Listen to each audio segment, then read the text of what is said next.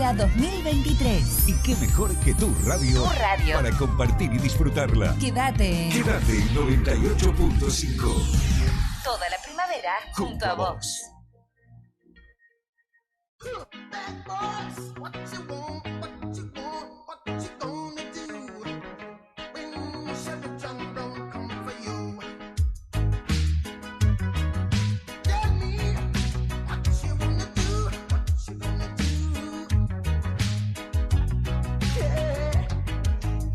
(20:43) Damos inicio a nuestro programa número 321 de Azules de la provincia de Santa Cruz. Estamos en el Caletense Radio 98.5 del dial. Buenas noches, Caleta Olivia. Buenas noches, provincia de Santa Cruz. Buenas noches, República Argentina. Emisión número 321, que ya damos inicio con dos visitas que tenemos en el piso de la radio. Ellos son dos profesionales de la División Comisaría de la Mujer, la licenciada Romina Heredia y el licenciado Cristian Cardoso, ¿sí? Le vamos a dar la muy buenas noches y les pido especial atención en los temas que vamos a desarrollar conjuntamente con ellos porque son muy importantes para la comunidad. Así que buenas noches, Romina, buenas noches, Cristian, ¿cómo están? Muy buenas noches a toda la audiencia, los que están escuchando, los que recién se están sumando al dial. Bueno, estamos contentos de acá estar con mi compañera. Buenas noches también, compartir. saludo. Uh-huh. Y bueno, nada, estamos ansiosos de empezar a hablar. Lindo el espacio, gracias por la oportunidad también de sumarnos, de empezar a tener en estas tarde, noches de lunes, vamos a empezar a trabajar algunos temas importantes, vamos a empezar a concientizar, a hablar cosas profundas acá en esta mesa, así que bueno, dispuestos a todo para aquellos que quieran preguntar también, saludar. Sí, invitamos a la comunidad de que nos Exacto. sigan atentamente. Bueno, nuestro Auper, si llega a haber preguntas por el lado del Caletense, nos va a informar y si las que tengamos acá nosotros desde la página igual, la vamos a ir transmitiendo. Pero, como decía Cristian, es un espacio que queremos realizar. A partir de hoy damos el puntapié inicial, pero lo vamos a realizar todos los lunes. Uh-huh. Así que son una visibilización y concientización de parte de la División Comisaría de la Mujer en distintos temas que abordan ellos desde su lugar de trabajo y que son de suma importancia para la comunidad. Así que los invitamos a partir de este momento a que nos sigan. Y el tema que vamos a desarrollar, dando el puntapié inicial el día de hoy, dijo Cristian que era Abuso sexual. Bien. Infantil, adolescente, familiar.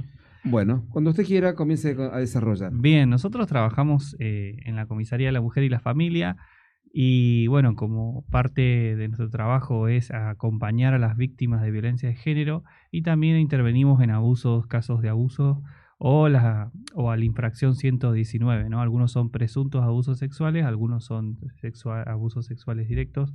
Y bueno, nosotros tenemos la intervención ahí pasiva y activa cuando estamos durante nuestro trabajo. Y algo que nos está llamando mucho la atención es que se están llegando nuestras guardias, están siendo todas por infracción al artículo 119, que es abuso sexual en el Código Penal argentino.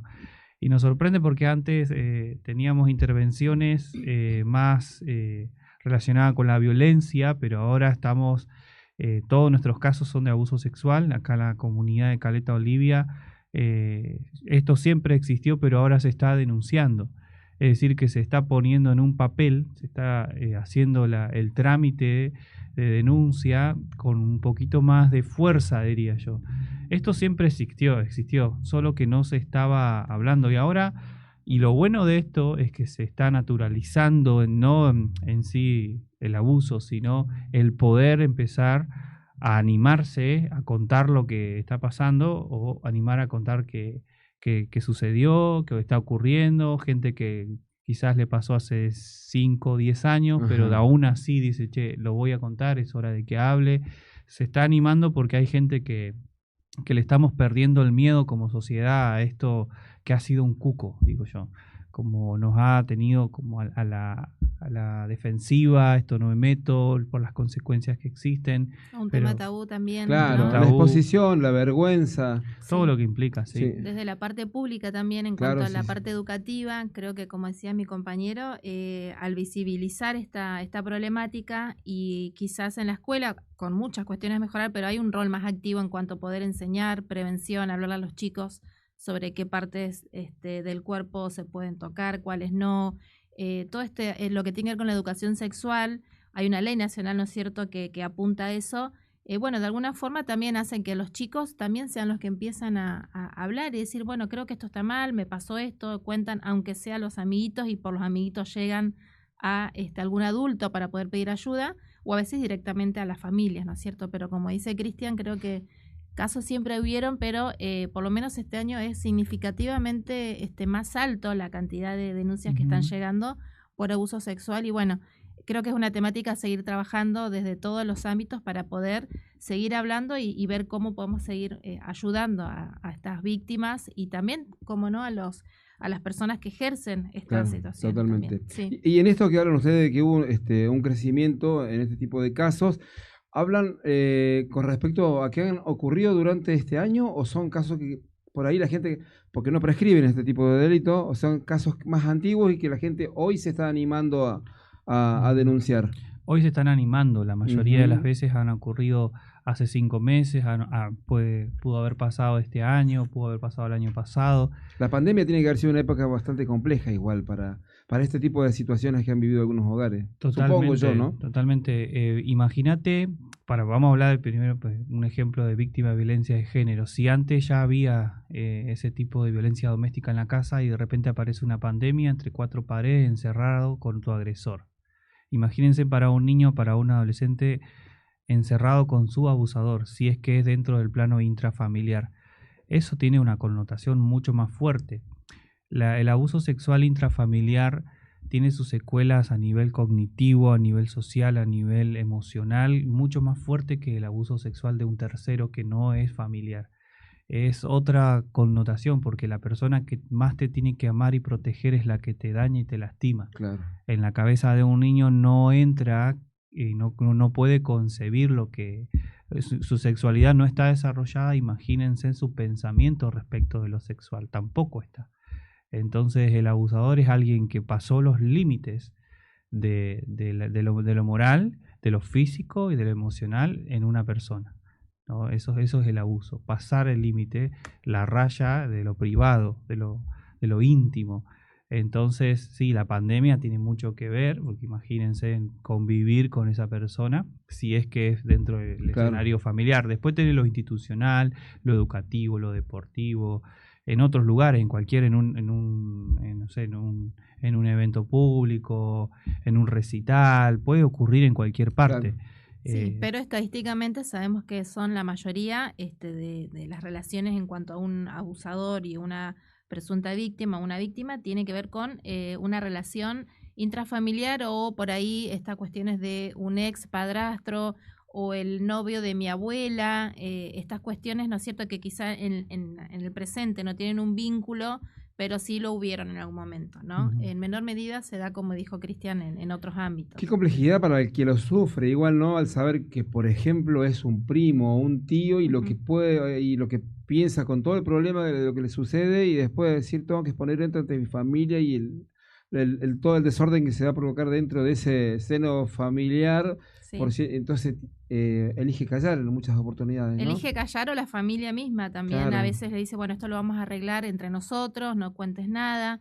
Esto era muy común inclusive antes. Creo que por eso es re importante, vuelvo a decir, por eso soy un poco hincha en este sentido, ¿no? De hablar mucho en las escuelas, mucho con los más grandes, con sus nietos, en todos los ámbitos, siempre hablar con los más jóvenes, porque a veces el adulto que es el referente y el que debería pedir ayuda es el mismo que dice, no hables, no cuentes, vamos a arreglarlo entre nosotros, y muchas veces lamentablemente no es la mejor forma de resolverlo, y sobre todo para hacer un duelo y un correcto funcionamiento de esta etapa donde tiene que empezar a curar, ¿no es cierto?, estas partes.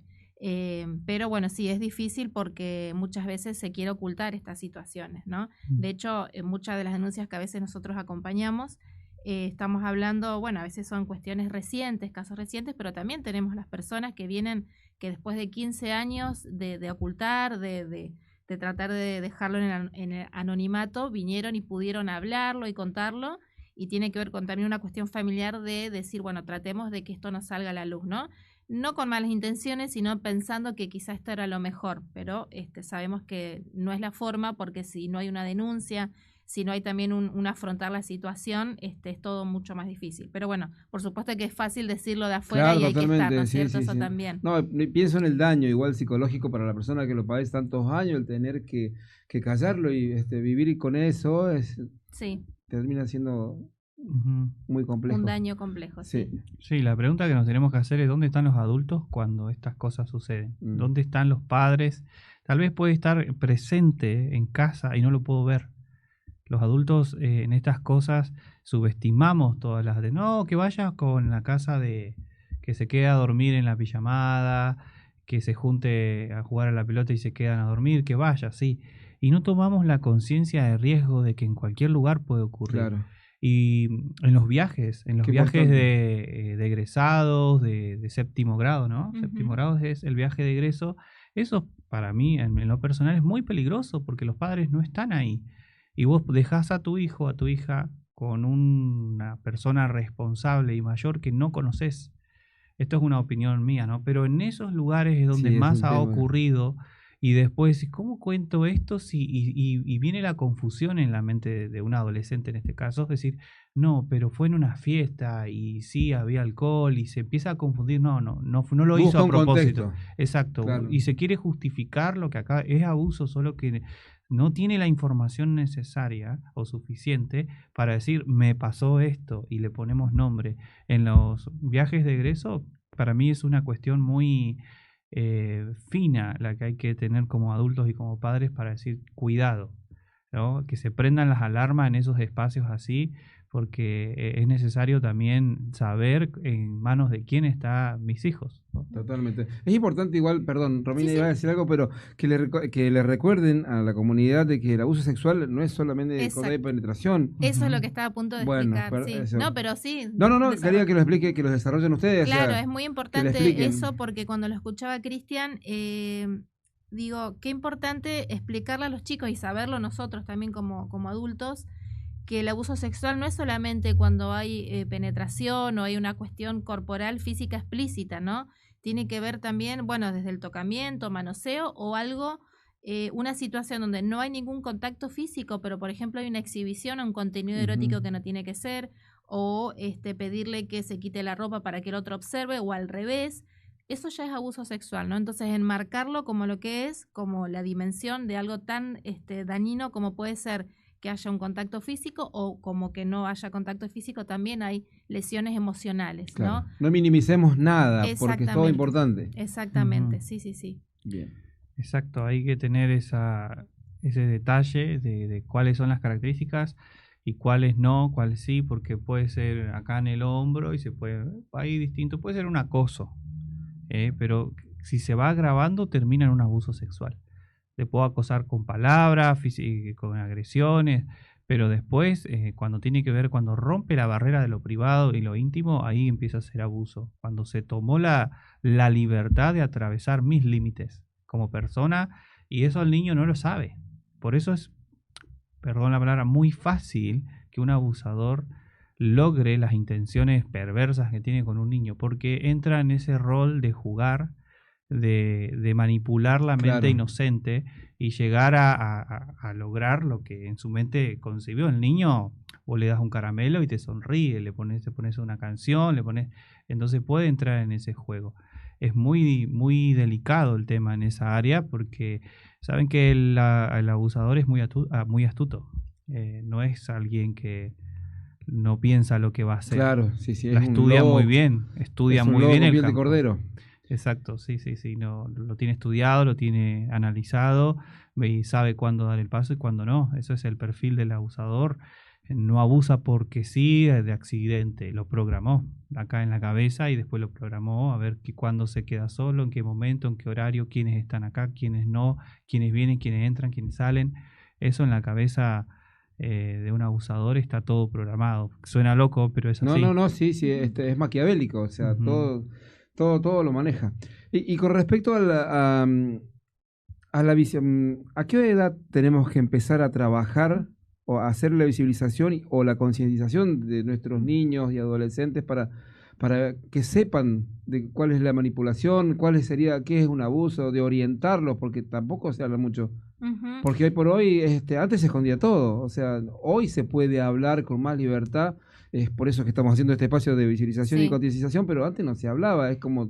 Exactamente, vamos aprendiendo, ¿no? Me pongo en primer lugar también como mamá, vamos aprendiendo que nunca es de más la información y siempre y cuando también sepamos cómo darla y según en la etapa evolutiva que se encuentra. No hay una edad que digamos, bueno, recién a partir, no sé, de los 8 años, desde que el bebé nace y nosotros aprendemos y le enseñamos a vincularse con su propio cuerpo, con el del otro, ya se está aprendiendo, por ejemplo, el tema del pudor, el tema de hasta dónde hay un respeto y la privacidad del cuerpo.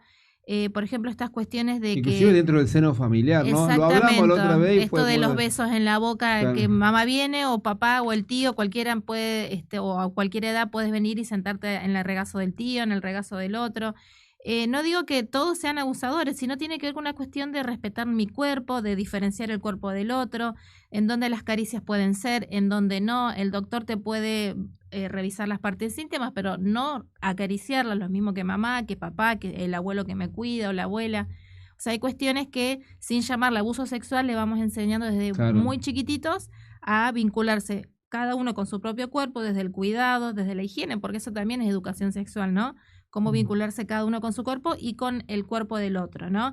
Que no está mal chocar los 5, un abrazo, que no está mal tocarse la cabeza jugando, pero sí está mal, por ejemplo, jugar a tocarse la cola o empujarse y todas estas cuestiones que por ahí los niños sin querer, si no hay una educación, se naturaliza y el día que una persona por ahí le toca en una parte íntima o cerca de la parte íntima, no le va a sonar una alarma porque capaz que no es tan malo porque en algún momento ya sucedió. Lo naturalizó. ¿Me explico? Entonces, bueno, totalmente. La importancia por medio de juegos, de cantos, de dibujitos, hay tantos recursos. Imaginarlo es en la cabeza de todas las cosas y pasa.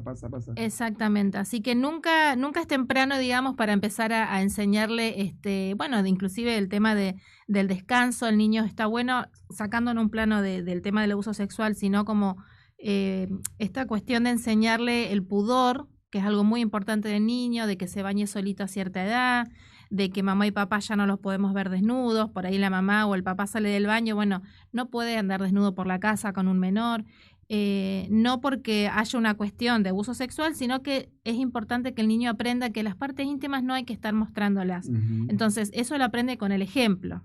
Perfecto, entonces en ese sentido, bueno, todas estas cuestiones que por ahí son detalles, pero ayudan al niño a esto del pudor, a esto de la privacidad, para que después cuando vaya creciendo tenga ese celo, ¿no es cierto?, de su propio cuerpo y de la intimidad del niño mismo. Así que respondiendo a tu pregunta puntual, desde chiquitos, desde que ellos pueden tener razón. Desde el momento que tiene razonamiento, se les puede ir explicando. Exacto. Voy a leer un mensaje así, los dejo respirar un ratito. Dice, buenas Daniel, saludos para los excelentes profesionales, siempre aportando mucha información valiosa, muy comprometidos en su trabajo. Bueno, la licencia la quieren para la fiesta, jefa. Esto es ¿Quiénes son? Gracias. Joana. Y acá dice saludos a Romy y a Cristian, excelentes en la materia, siempre con toda su buena predisposición. Genios, abrazos. Luz Salcedo les deja este mensaje. Gracias. Ahí los están... Saludos a Lu. Luciana es nuestra sacadora oficial de vóley, del equipo de vóley que faltó ella al último partido, por eso nos ganaron, hay que decirlo. Bien. Y acá dice felicitaciones, compañero, lo dice Patricia Heredia. Bien. Nuestra hermana, mi hermana, saludos. Sí. Así que bueno, esto es lo que teníamos para comentar. Y después lo otro que quería, no sé si vos querés ir por otro lado, pero para terminar con esto, era de hasta qué edad los chicos tienen que dormir en la cama con los padres, que ya lo hablamos igual en una oportunidad, y después de un flyer que yo veo y que siempre me queda pendiente, dice que cuando tenés relaciones sexuales en la misma habitación que están tus hijos, también es abuso sexual. Tremendo eso, ¿no? Suena raro y habría que explicarlo. Porque totalmente. ¿Querés que lo expliques? Bueno, empiezo por el último y vos vas por el primero. Nos vamos repartiendo con Cristian. Bien. El tema bueno, tiene que ver un poco con lo que venía charlando recién, del tema del pudor, del tema de discriminar, que yo como niño, ¿no?, poniéndonos en el lugar de niño, no soy una extensión de mi mamá, de mi papá, sino que tengo que aprender a que mi cuerpo es parte mía, que puedo tener cierta autonomía y, por ejemplo, en el plano del descanso, en específicamente lo que estás preguntando, hay cierta edad donde está bueno y es sano psicológicamente inclusive poder conciliar el sueño solito, ¿no? Eso por una cuestión física y saludable de poder conciliar el sueño, que eso después es una práctica que de adultos también la podemos ir sosteniendo. Hay muchas personas que de hecho el hábito del conciliar el sueño, que aparece un detalle, no es tan detalle, sino que es tan importante, ¿no? Poder bajar un cambio, poder relajarnos, poder entregarnos a ese espacio donde uno concilia el sueño. Bueno, eso también se aprende de chiquito y se va desarrollando y se va formando como un perfil de nuestra conducta, ¿no? Por el lado ese yo creo que ayuda muchísimo a que el niño vaya aprendiendo solito a conciliar el sueño, que no quita que por supuesto desde tempranas uno acompañe, la típica que le podemos cantar una canción, la rutina. Pero bueno, hablando por ejemplo en la edad escolar, esto lo puedo decir porque por ahí tengo experiencia también en esta parte de poder observar en muchos casos de niños que por ahí son más dependientes, que tienen problemas en la autonomía en la escuela, que son muy inteligentes pero les cuesta desempeñarse de forma funcional solitos, ¿no? Esto como por ejemplo algo básico de pedir ayuda cuando no entiende, de poder comunicar algo que necesita, de la necesidad constante, por ejemplo, de la docente que le diga vas bien para poder continuar con la tarea. Tiene que ver con por ahí cuando uno indaga en la familia, niños que están, por ejemplo, durmiendo con los padres, con otras prácticas, por supuesto, de sobreprotección, no sería lo único, pero esta cuestión de todavía soy niño y todavía necesito dormir con papá y con mamá, ¿no? Desde ese lado también no es positivo, sino que tiene que aprender que el niño va creciendo, que yo ya soy más grande. Le damos ese mensaje también a la hora de decirle, bueno, ahora vos tenés tu camita, vas a dormir en tu cama. Así que por ese lado también ayuda a que duerma solito. Y ahora en el plano, digamos, para prevención y estas cuestiones de lo que vos mencionás, suele suceder a veces que en el ámbito íntimo de la pareja, cuando se tienen relaciones, si hay un niño cerca, si hay un niño escuchando, por ejemplo, ciertos ruidos que tengan una connotación erótica, ¿no? que esté relacionada con una relación sexual, el niño escucha, por más que no entienda bien, pero algo pueda interpretar, en cierta forma está expuesto a un contenido erótico sexual que no corresponde para la edad que tiene que tener, ¿sí? Es decir, eso que vos alguna vez leíste tiene que ver con esto de a qué lo estamos exponiendo a los menores sin querer, por supuesto, no digo que haya padres que tengan la intención de hacerlo, pero sí hay una negligencia que apunta a eso. Claro. Exactamente. Entonces, tenemos que tener cuidado, ¿no es cierto?, en los adultos de decir, bueno, en qué momento no solamente elige ese espacio para hacerlo, sino en qué momento, en qué lugar físico se encuentra. Por supuesto que si está en la misma cama es muy probable que escuche o que se despierte o que vea algo. Bueno, esas son cuestiones que está bueno hablarlo en este espacio. Por ahí uno dice, bueno, estas cosas, no, hay que hablarlos porque este tipo de negligencias también puede crear un daño psicológico. Claro. De hecho, ha pasado que niños han entendido como que papá quiso lastimar a mamá y es algo que no se entiende pero que les suena mal a ellos, ¿no? Entonces, bueno, es algo que se puede evitar y que tenemos como adultos tomar esas precauciones. Perfecto, quedó clarísimo, muy bueno. Genial. ¿Cristian? Sí. Sí. Había la otra pregunta que ya ni me acuerdo cuál era. Creo que las dos ahí las dijiste, pero yo me quería hablar de lo cognitivo en un niño. Se está formando todo lo que es su pensamiento, su estructura encefálica, la corteza prefrontal, la parte de adelante. No tiene formado el ser humano hasta los 22, 25 años, recién termina de formar el otro 5% de toda su corteza. Hasta los 10 años, hasta los 4 años, el niño forma el 95% de esto. El otro 5% se queda formándose por el resto de su vida hasta los 22, 25 años. Imagínate que en esa formación del 95% fue hasta los 5 años. Si en esos 5 años pasa algo grave, algo que, como dijo Romina, no sé qué es, pero me suena mal, le podemos condicionar la vida a un niño, a una persona. Nadie tendría que recuperarse de su infancia. Nadie, ninguna persona, ningún adulto debería estar recuperándose de su infancia, pero pasó. Entonces, si en ese 95% sucedió algo o vi algo, eso te queda grabado en la memoria emocional. Uh-huh. Entonces, durante todo, ese chico se va acostumbrando a que sus padres tengan relaciones, los padres no lo ven como malo, y después él va a tener conductas sexuales frente a sus compañeros, y él va a pensar que eso está bien o que no está mal, y el raro va a ser él. Pero si él sé que creció viendo esas cosas, creció escuchando esas cosas, el día de mañana sale a la sociedad con esa idea de que así es la familia Claro. y de que no está mal, todos lo van a señalar, pero es una cosa obvia. Pero ¿qué pasó en casa? En casa tampoco había esa información, no se manejó ese contenido. Entonces el niño creció dañado sin que se diera cuenta. Eso con un abuso sexual como lo que estábamos hablando recién. Ya después, cuando hay penetración y cuando hay muchas otras cosas y complejidades, el daño es gigante, o sea, la punta del iceberg estamos tocando recién. Después a nivel conductual, a nivel social, a nivel intelectual, educativo, afecta a todo. Es como, no puedo hacerme punto aparte, acá no sucedió. Sí sucedió y es grave y hay que tener una acción sobre eso. ¿Se puede reparar el abuso? Sí se puede. Hay que trabajar mucho, pero es algo que no es que ya está, me condicionó y me determinó de por vida, no. Se puede todavía reparar. Claro, y parte justamente de esto que vos decís, Cristian, de poder empezar a poder curar estas heridas, a enfrentar esta situación de duelo, ¿no? Porque de cierta forma es un duelo porque se pierden cosas, Claro. ¿no? En esta situación, desde lo afectivo, a veces también desde lo físico. Tiene que ver con este primer inicio de hablar y pedir ayuda. Eso ya es sanador, de poder expresar una situación y de poder decir, bueno, me pasó esto, poder hablar algo, esto nos pasa, ¿no?, a todos como adultos. Cuando podemos hablar de algo, lo estamos procesando, lo estamos ordenando en nuestro cerebro y de alguna forma estamos pidiendo ayuda. Entonces eso ya es buenísimo.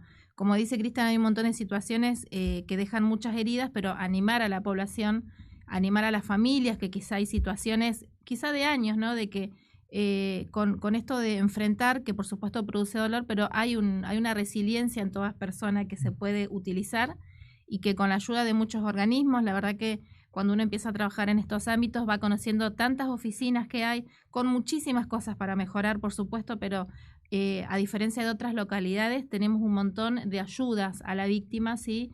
Que el proceso a veces puede ser engorroso, que los tiempos a veces uno quisiera que sean más rápido, es verdad, pero sí explicarles que hay muchas personas a disposición para poder ayudar en esta etapa, ¿no? Desde la denuncia, siempre contar con profesionales, esto es muy importante también.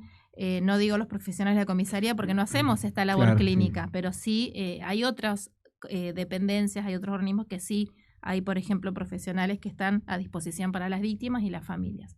Este también es el mensaje que queremos dejar.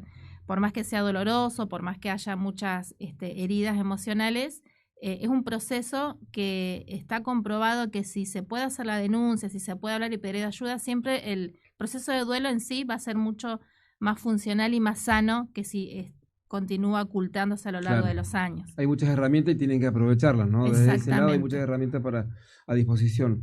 Bueno, otro de los temas que me suena por ahí es que tenemos que cambiar o ir modificando y aprovechando este espacio que ustedes han generado y que está tan lindo para hablar de estos temas tan importantes, de cómo nos manejamos dentro de la familia, ¿no? Para que nuestros hijos o nietos aprendan de la casa para afuera cómo se tienen que manejar, ¿no? De lo mismo que hablaba del tema del pudor, de cómo me tengo que sentar o cómo tengo que manejarme adentro de la casa como papá, como abuelo, como abuela, como adolescente, de lo que hablaban, qué importante que es eso de decir del tema del pudor, de que no estamos en una isla nudista y que nos tenemos que manejar dentro de la casa así.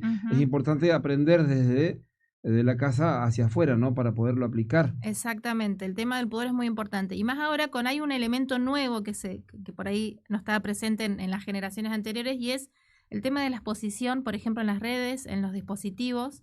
Por ahí en la adolescencia o en los chicos se va creando esta idea de que inclusive es hasta, vamos a decir, en el lenguaje copado, ¿no?, que ellos utilizan, es algo lindo, es algo que puede inclusive juntar muchos likes o muchos me gustan. Esto de exponerse, de sacar una foto con poca ropa.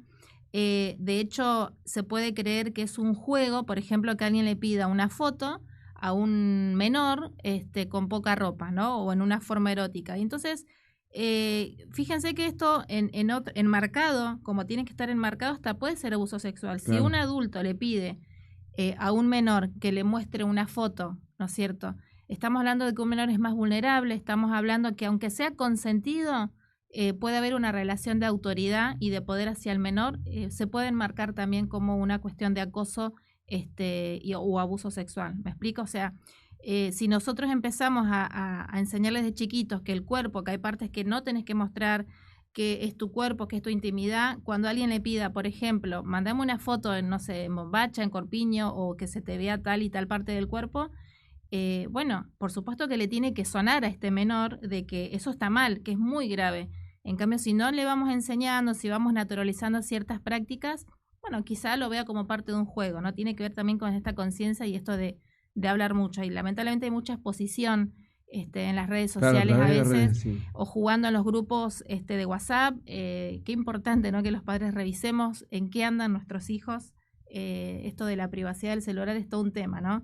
Podemos estar debatiendo horas hasta dónde es la intimidad que tenemos que respetar de nuestros hijos, pero creo que como adultos no podemos dejar de ver en qué están... No vas a dejar de ser una mamá o un papá canchero porque revises, exactamente. ¿no? Estás cuidando a tu exactamente. hijo. A veces en los grupos de amigos que se tienen se pueden estar compartiendo fotos o contenidos que no corresponden. Que hay juegos que son bastante complejos. Hay juegos también. Bastante complejos. Sí. Así que bueno, estos son como muchas aristas, ¿no? A tener en cuenta.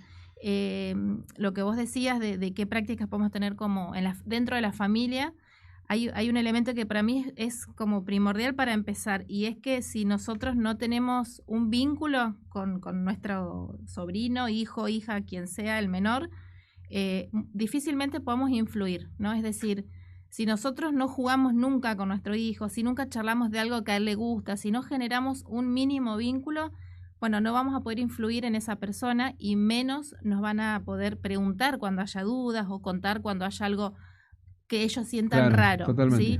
Entonces van a ir a contarle capaz a un amigo, a otra persona, pero qué importante que nosotros como adultos podamos alimentar ese vínculo. Y ese vínculo tiene, digamos, los únicos responsables somos nosotros. Ahí como adultos, ¿no es cierto?, somos los que tenemos que alimentar el vínculo y bueno, la familia va a responder a ese vínculo, pero a veces se espera que sea al revés, ¿no? Bueno, el adolescente que ya no me da bolilla, no, nosotros como papás o mamás tenemos que invertir tiempo, que es lo que a veces falta, ¿no? Pero compartir espacios donde se cree ese vínculo para que haya esa confianza, claro, si no difícilmente se va a poder influir. Bien, y ya para finalizar el ciclo del día de hoy, nuestro espacio del día de hoy es, ahí los padres tienen que estar atentos a un montón de situaciones, ¿no? En cuanto a las conductas del menor, ¿no?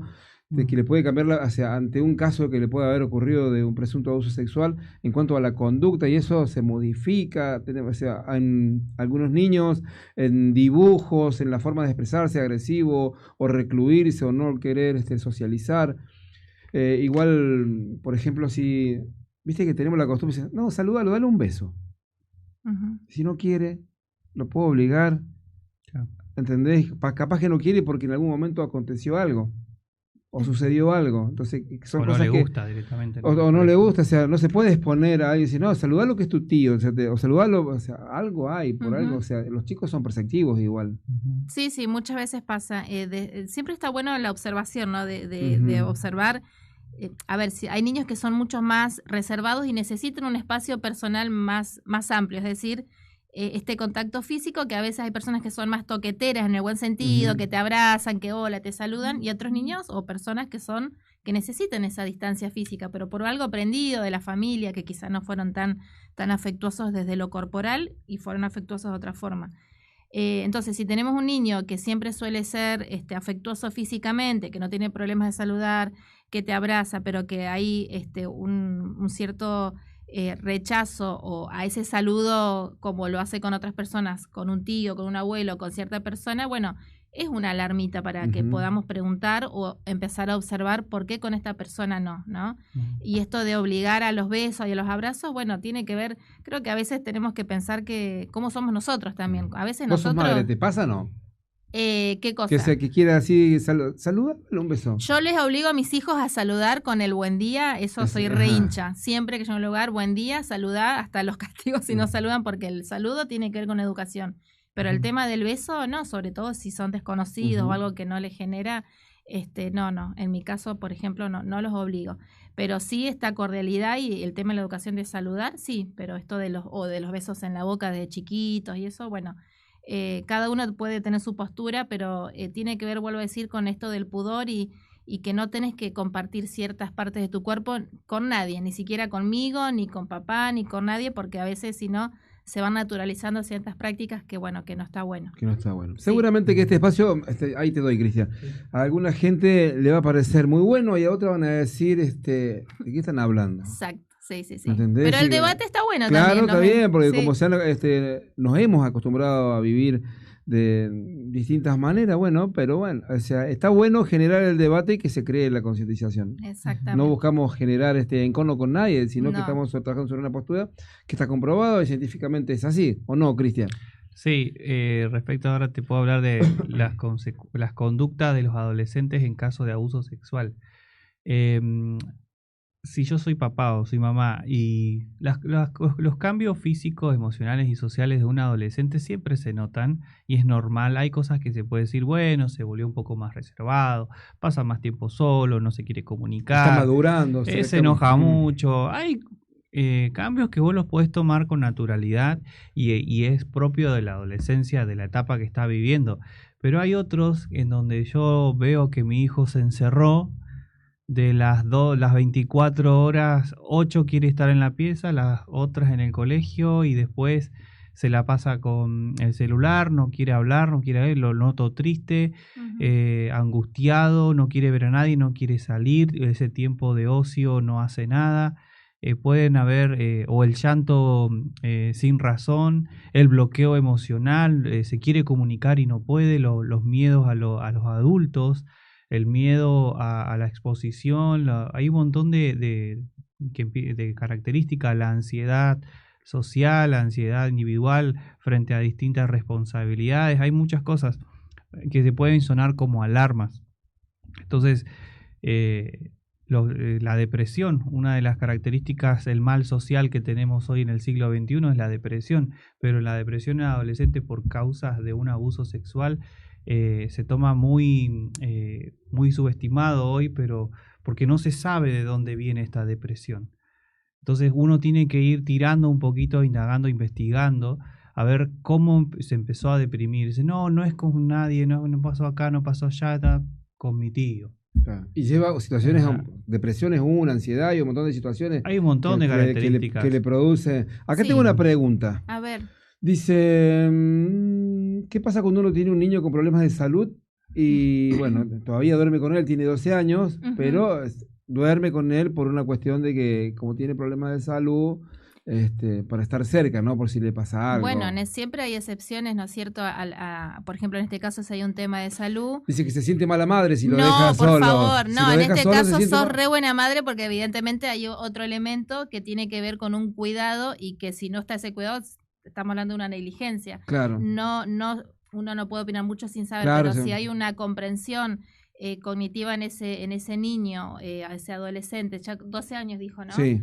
Que él puede comprender lo que se le puede explicar. Por supuesto que siempre va a estar bueno explicarle que, más allá de que se comparte un espacio físico, respetar también la privacidad de cada niño, esto de, por ejemplo, bueno, si yo me voy a cambiar, vos no me mires o date vuelta, ¿no? Se puede, dentro del espacio del acercamiento físico, poder siempre ir hablando esta cuestión de respeto tu cuerpo, vos respeta el mío.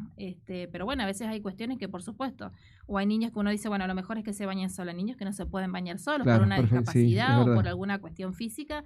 Por supuesto que en esos casos está buenísimo que haya un referente ahí. Igual, o sea, contestada la pregunta, o sea, no estamos cuestionando, todos hemos arrancado de alguna manera de tener un solo dormitorio. Y o sea, no estamos cuestionando, sino que, qué sé yo, que hemos sido más atentos o más perspicaces para tener algún momento de intimidad, o sea, pero no es que estamos cuestionando a quienes tienen o cómo van a hacer, no, busquen los tiempos, los momentos y la forma, ¿no? Exacto. O sea, traten de ponerse de acuerdo, los chicos quizás vayan al colegio. Es prestar atención a esa situación que quizás antes no lo hablamos y no le prestamos atención, ¿no?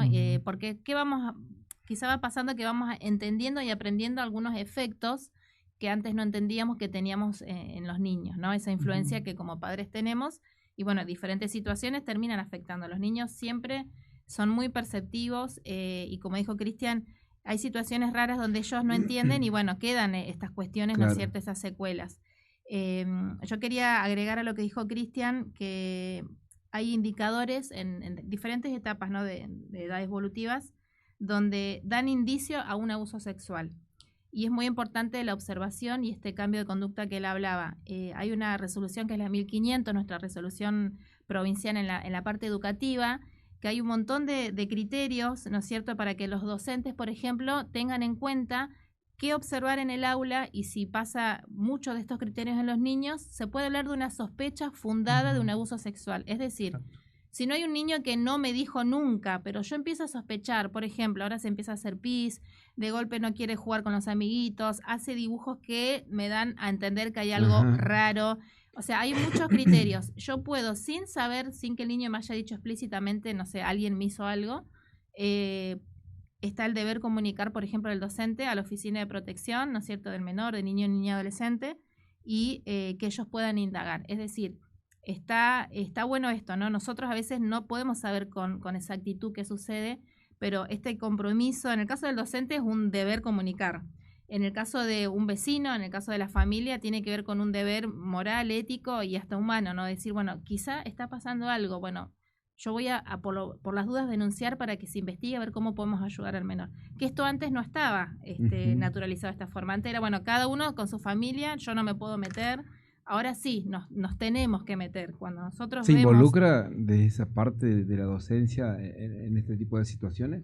Debería involucrarse. Yo puedo decir que en algunas instituciones sí, Claro. ante cualquier sospecha... Hay una falta de compromiso, siento yo igual a veces, porque si no, voy a tener que ir al juzgado, y si no Hay es un así, miedo. voy a Hay tener miedos. problemas, porque me va a generar problemas con la Sí. familia, con los papás, porque me va a tildar de esto. Sí. Siempre está eso, ¿me entendés? Sí. Bueno, siempre hay un costo, ¿no? A veces Claro. a denunciar, que eso también es real. El costo social, a veces se enojan. Que por eso no hay tantas denuncias. Si vos decís que hoy hay un montón, debería haber quizás muchas más, pero no se comprometen a tener llevarlas a cabo. Claro, totalmente, a esa exposición del juzgado, de la familia. Sabemos que todo lo que acarrea, ¿no? Para Sí. quien Sí, para sí, quien sí. exponga algo así. Exactamente. Si toda la ciudad, y esto es una idea mía, fundada en libros que leí, se atreviera a denunciar todo lo que sucede, las comisarías no tendrían sentido. Claro. Los lugares en donde se tendría que denunciar eso no tendrían sentido porque no podrían sostener el delito sexual, violencia, robo, porque hay cuantas cosas que suceden y no se pueden decir o no se atrevieron a contar, pero si toda la sociedad hablara de los males que padece, no existiría un lugar, no podríamos contra todo eso. Entonces, estamos lejos todavía de poder resolver temas como estos, pero no significa que no sea imposible. Por eso hay que tener una pizca de esperanza en estos temas, y el mensaje es ese, que se puede, que hay herramientas, pero lleva tiempo, lleva esfuerzo esto de exponerse a la sociedad, decir, bueno, voy a denunciar, tal vez no son mis hijos, no son ni siquiera, es un vecino, pero yo lo vi, me tocó atravesar eso. Hay un miedo a la condena social, Claro. a todo, al proceso judicial que se viene, miedo a la represalia de las personas a las cuales denuncié. No, es que la familia esa tiene fama de esto, si yo me meto ahí, pobre nene, entonces me callo. Y claro, por miedo a que, no sé, me ataquen después cuando ando caminando, lo que sea, ¿no? Entonces hay un montón de factores acá que rodean a este tipo de delitos, que no son fáciles obviamente de abordar, pero no significa que no se puedan hacer. Por eso nosotros recibimos una cierta cantidad de denuncias todos los años, pero sabemos que ese no es el número real de la ciudad. Claro, totalmente. Sabemos Sí. que ese es lo que se atrevieron, y yo siempre le digo, cuando entran las mujeres, le digo, fuiste muy valiente al venir. Porque es la valentía, el no soportar más esa situación, el deseo de ponerle un freno, decir basta. Esa mujer o ese niño o esa persona dijo basta, no quiero más de esto, voy y denuncio. La denuncia trae conciencia de riesgo. Es decir, a partir de mi denuncia, esto se puede empezar a frenar, o la velocidad de la violencia, la velocidad del delito empieza a disminuirse. Es decir, poner en palabras y atreverse a denunciar, y eso implica que el abusador o el violento o el agresor empiece a tener una conciencia de que ya está expuesto, entonces va a disminuir su grado de ataque a la víctima, digamos, ¿no? Entonces, empezar a exponer implica empezar a frenar también. Pero bueno, los casos son poquitos. Si nosotros, nuestras guardias a veces andamos así, Claro. imagínense si todos hablaran. Quiero hacer un matiz a eso, por ello, bueno, igual me gusta el debate, voy a decir algo que puede crear el debate, así que lo tiro acá, y es que hay cierta exposición que tiene un límite, ¿no? Ujú. Cuando estamos hablando de un menor, ahora que vuelvo a decir, estas son estas situaciones que no sucedían antes con el tema de las redes sociales, a veces podemos caer en una búsqueda, con una buena intención, ¿no? De crear conciencia en la comunidad, de pedir ayuda, de hacer más visible el pedido, de poder poner nombre y apellido del menor que ha sido, por ejemplo, abusado en tal lugar o con tal familia. Qué importante es que tengamos en cuenta que el menor tiene un derecho que es a la privacidad y que no podemos estar exponiendo el nombre, apellido del menor. Totalmente. Con más buena intención que tengamos. Yo entiendo, porque esto produce mucho dolor y las familias a veces necesitan exponer, pero el menor, no por ser menor, no tiene el derecho que tenemos nosotros como adultos. Si a mí me sucede una situación así, yo creo que la mayoría no va a querer que se exponga el nombre y apellido en toda la comunidad. Una situación horrible. Bueno, a ese niño que a veces uno ve en las redes sociales, o niña o menor, no se le está preguntando, ¿puedo hablar de vos en las redes sociales? No se le preguntó y probablemente diga que no, porque esto es una cuestión social que queda instalada. Claro. Entonces, es una X en la espalda para siempre. Exactamente. Sí. Entonces, tengamos cuidado. Toda denuncia, toda exposición y todo esto que estamos invitando a la comunidad que se pueda hablar, siempre en el marco que corresponde, ¿no? La denuncia es en el lugar donde corresponde. Estamos vulnerando el derecho de la intimidad si estamos exponiendo, por ejemplo, el nombre de un menor en Facebook, en una red social, pidiendo ayuda, lo que sea. No está bueno eso, ¿sí? Es un matiz que quería agregar. Yo sé que se hacen con buenas intenciones, pero hay una ley nacional de derecho de los niños que habla del derecho a la intimidad y bueno, tiene que ver con esto, ¿no es cierto? De respetar eso. La ley 26061 de protección integral de derechos de niños, niñas y adolescentes. Esa es la ley que cubre ahí. Y sí, es muy cierto. A mí me ha dado mucha bronca cuando los papás o los adultos, cuando quieren quedar como héroes de una situación dolorosa, difícil. No, yo lo conté, me animé. Pero el niño queda ahí atrapado, vulnerable, sí. Nadie pensó en él, nadie dijo la etiqueta que le van a poner ahora. Con lo cruel que a veces que es toda la comunidad, los propios adolescentes, todo lo que les genera. A mí me ha pasado una vez en Cocodoro, y lo puedo contar porque acá vieron un caso de una mujer que también se creía la salvadora de un adolescente. Y cuando yo veía eso, yo la veía a la nena que estaba muy vergonzosa, no fue de abuso, sino de violencia. Y ella no quería que se cuente. Sufría, pero esta persona creía que había hecho un bien. Y lo único que quería era, para mi percepción, destacarse como heroína de la situación. Totalmente. Pero no es así. Porque si vos querés ayudar a alguien, no lo andás publicando en las redes sociales. Si vos querés hacer un acto solidario, real y de corazón, no te sacás una foto luego de que le das una zapatilla. No sos político. Exacto. Me suena mucho en este momento eso. Pero, perdón. No, lo pongo en el contexto. No, está bien. Sí. Si vos vas a ayudar a alguien, no te vas a sacar fotos. Hacelo de tu reserva.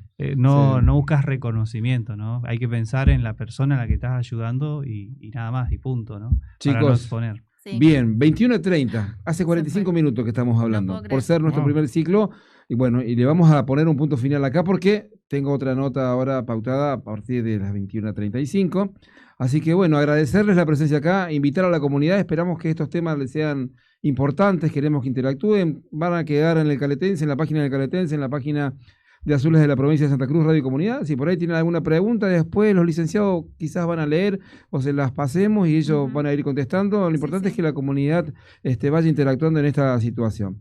Este es el tema con el cual hemos arrancado hoy.